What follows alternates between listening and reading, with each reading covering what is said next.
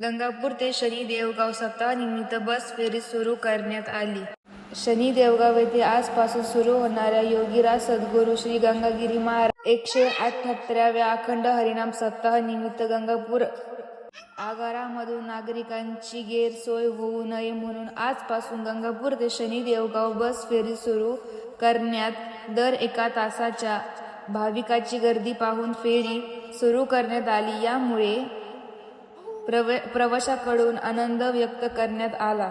सौ. कावेरी पावने पाटील, आगार प्रमुख विजय बोरसे, वाहतूक निरीक्षक उज्ज्वला जारवाल, वाहतूक नियंत्रक बोडखे, वाहतूक शाखेचे नारायण शेळके, चालक जालिंदर जायभाये, वाहक श्रीमती त्रिभुवन तसेच प्रवासी मोठ्या संख्येत उपस्थित होते. प्रतिनिधी गणेश मैस्माळे, तालुका गंगापूर.